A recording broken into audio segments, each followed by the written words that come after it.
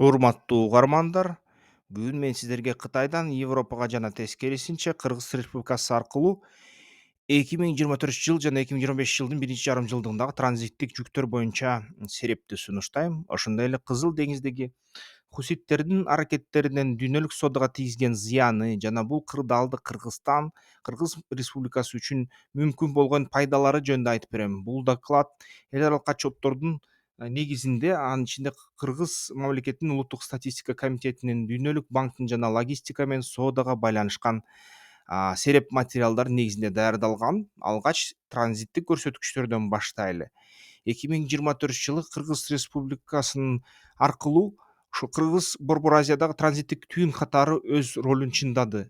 Бирок Кытайдан Европага өтүүчү транзиттик жүктөр боюнча так маалыматтар чектелүү албетте. Жалпы тышкы соода жүгүртүү 16 миллиард долларды түзүп, анын ичинен 5,5 миллиард доллар Кытайга туура келди.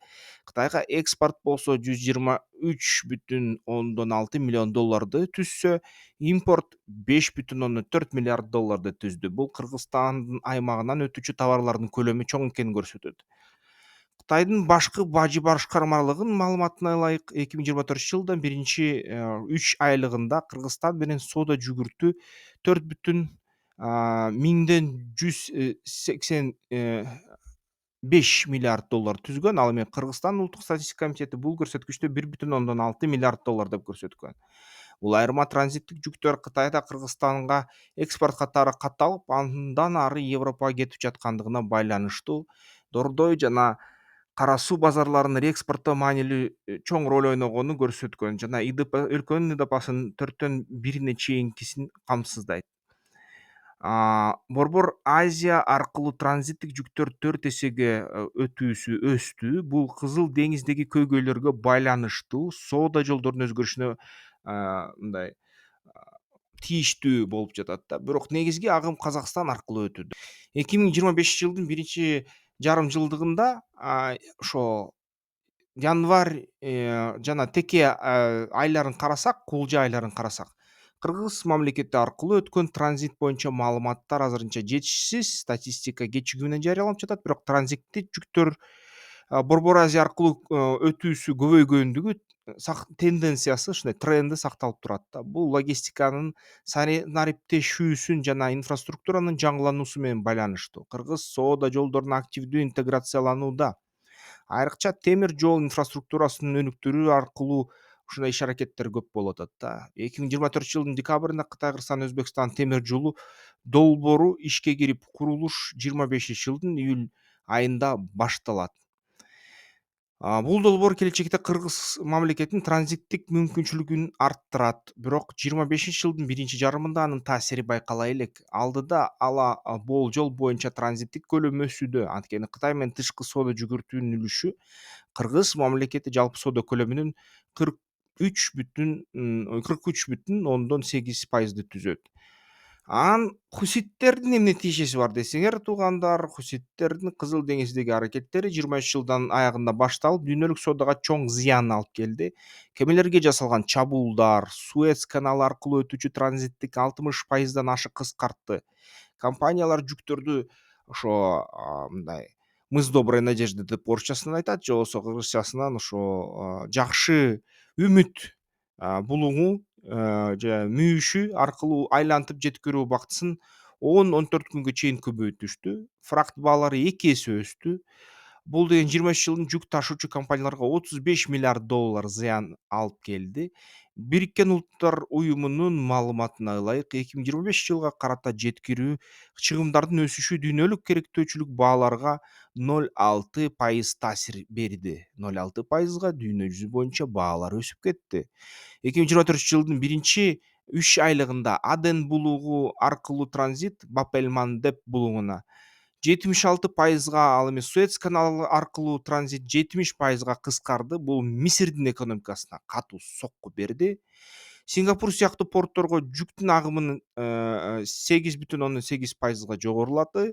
Бул өзгөрүүлөр жабдуу чынжырларын, айрыкча энергия булактары менен өнөр жай товарларын жеткирүүнү бузду. Европа жана АКШда чыгымдар көбөйдү да. Хуситтердин аракеттери Кыргыз мамлекетине жана жалпы Борбор Азия мамлекетине Транссиб магистралга Орусияга аркылуу транзиттин өсүшүнө кыйыр түрдө өбөлгө болду. 2023 жылы декабрдан тарта Кытай Европа темир жолу маршруту боюнча суроо талап 40%га өстү. 24 жылдын биринчи жарымында Евразиялык коридор аркылуу транзит 66%га көбөйүп, 189 миң контейнерге жетти. Бул деңиз жолдорунун кургактык жолдоруна өтүүнүн натыйжасы болуп жатат да. Кыргыз мамлекети бул жолдо көмөкчү ролду ойнойт, бирок негизи пайда Казакстанга тиет. Анткени транзиттин көбү ал жак аркылуу өтөт. Кыргыз инфраструктуралык чектөөлөргө туш болууда жана коңшу мамлекет тарабынан эгерде кыргыз жүк ташуучулардын тоскоолдуктары карасак жаратылууда да. Негизги ошол Кыргыз мамлекетинен транзиттик жүк ташуучуларга тоскоолдукту Казакстан жасап жатат. Ошон үчүн темир жол курулса, Өзбекстан жасайбы жасабайбы билбейм, бирок Өзбекстан аркылуу болгон жол Кыргызстанга чоң жакшы мындай нерсе болот эле да. Жакшы ушундай логистикалык чынжырлатуу, узарлатуу, ушуну узун кылуу жана мындай жүктөрдү такай жеткирүүгө шарт түзмөк. Бирок Кытай, Кыргызстан, Өзбекстан темир жолу Кыргыз мамлекетин маанилүү транзиттик хабка айландыруу мүмкүнчүлүгүнө ээ. Бул логистика тармагына киреше алып келет, инвестиция тартууга өбөлгө түзөт. Ошентип эгерде кыскасынан айтсак, туугандар, эмне дейбиз? 24 жылда Кыргызстан Кытайдан Европага өткөн транзиттик жүктөргө өз ордун бекемдеди. Маалыматтык статистикалык комитет боюнча 4 эсе өстү. Бирок так көлөмдөр жетишсиз бойдон калууда. Негизги агым азырынча Казакстан аркылуу өтөт. Казакстандын 25-жылдын биринчи жарымында өсүү тенденциясы сакталгандай көрүнөт. Бирок чыныгы өзгөрүү темир жол ишке киргенден кийин байкалат Кыргыз мамлекети үчүн. Ошондо хусидлердин бүгүнкү күнү дүйнө соодасына 35 миллиард, 70 миллиардка чейин зыян келтирилип калат. Баалардын өсүшүнө алып келди. Дүйнөлүк инфляция бизде да баалардын кымбатташына, ошол көп товарлардын баасы өсүшүнө алып келди. Бирок кургактык жолдордун кайра жандандырышына түрткү болду да. Кыргызстан да өзүнүн маанилүү ушундай ордун ээледи. Бирок кайра эле 30-40% бүт жүктөр кургактык аркылуу өтчү, Казакстан аркылуу өтүп жатат да. Бул жагдай Кыргыз мамлекетинин экономикасына жардамчы ролду ойнойт, бирок түз пайда азырынча чектелүү да. Бирок бизге жетет да, бизге жетиштүү эле акча, бирок дүйнө жүзү менен салыштырсак аз акча түшүп атат да, аз көлөмдө. Келечекте запастагы долбоорлор ийгиликтүү ишке ашса, Кыргызстан негизи транзиттик борборго айланышы мүмкүн. Ошо угуп бергениңиздер үчүн рахмат. Сиздер кандай ойлойсуздар? Хуситтер чын эле ошо Казакстандын экономикасын бекемдөөгө жана бизге кичине экономикалык кандайдыр бир өсүүгө, шарт түзүүгө көмөктөш болдубу? Эгерде Борбор Азияны алсак, Борбор Азия жана ЕАЭПтин өлкөлөрүн алсак, бул жерде Кыргызстандын экономикалык өсүшүнүн эң жогорку көрсөткүчү көрүнүп жатат. Бул Казакстан, Өзбекстанда 5-6% болуп жатса, Орусияда 5%дай болот болсо, Кыргыз мамлекетинде өсүү 9% болуп жатат да, ошо экономиканын ылдамдыгы. Ошол пайдасы зыяны кандай? Залакаты тиеби, тийбейби? Сиздердин оюңарды күтөм. Комментарийлерге жазгыла. Эмки видеолордон көрүшкөнчө. Бизнес банкери барына баштардан мурун карап ал. Жол картасын жарып жолуңдай ишкердик де сенин куралың ал. Бизнес банкери барына баштардан мурун карап ал. Жол картасын жарып жолуңдай ишкердик де сенин куралың ал.